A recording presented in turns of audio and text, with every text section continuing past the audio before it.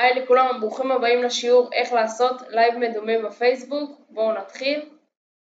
אנחנו נוריד את התוכנה OBS Studio בכך שאנחנו ניכנס לאתר obsproject.com. הקישור יהיה מתחת לסרטון.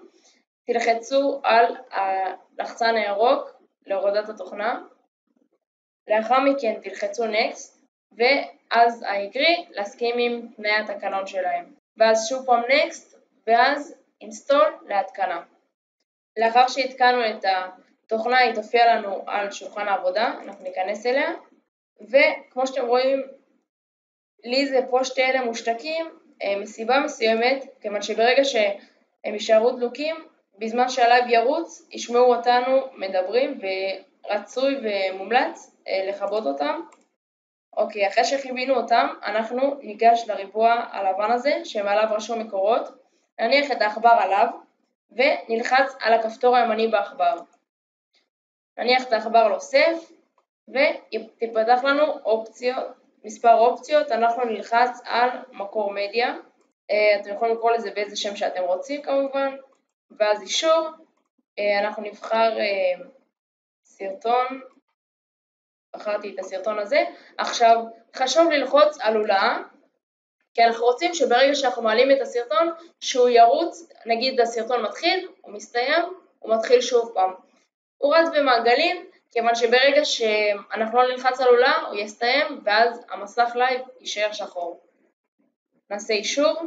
אל תבעלו אם יש לכם פה את הצג עם הסאונד, זה הסאונד של הסרטון ולא שלכם. ברגע שאנחנו ניגשים לריבוע הלבן, שניגשנו אליו בהתחלה, אנחנו יכולים שוב פעם ללחוץ על הכפתור הימני בעכבר, לשים את העכבר על אוסף ולגשת לטקסט.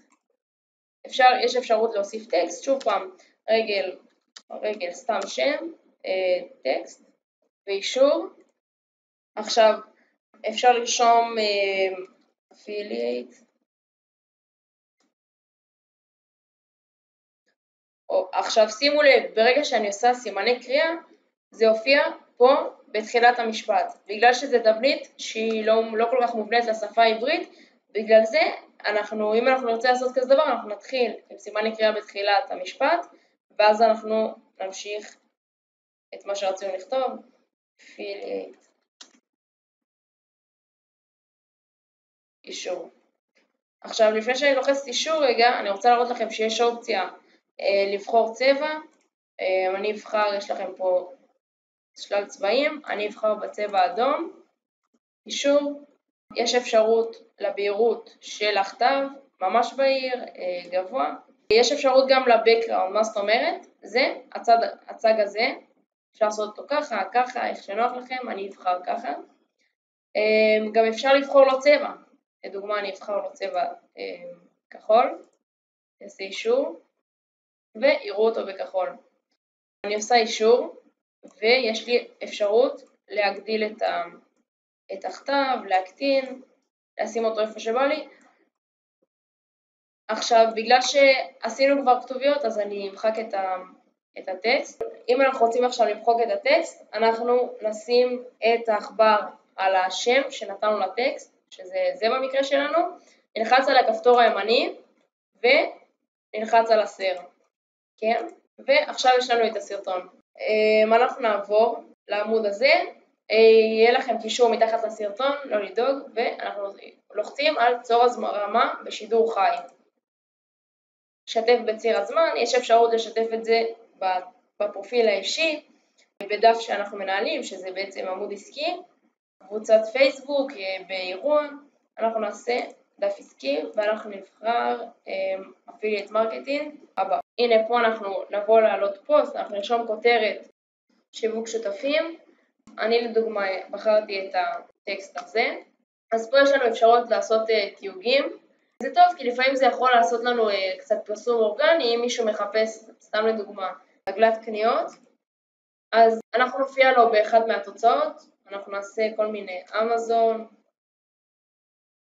eBay, נעשה נגיד שיווק וכן הלאה.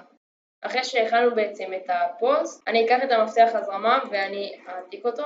אנחנו נלחץ העתק, ניגש חזרה לתוכנה וניכנס להגדרות, נלחץ על השני ומפתח הזרמת נתונים, אנחנו נמחק ונעשה הדבק, נעשה החל ואז אישור. עכשיו אנחנו נעשה התחל הזרמת נתונים, והנה יש לכם את הסרטון רץ, אנחנו נחכה שזה איתן, עבור לשידור חי, ועכשיו אנחנו בשידור לייב, ניכנס לעמוד העסקי בשביל לראות שזה עבד, וזה אכן עבד, תראו, לא לסגור את החלונית הזאת, ולא לסגור את התוכנה, כיוון שברגע שתעצרו אותה, אז יצא לכם הסרטון.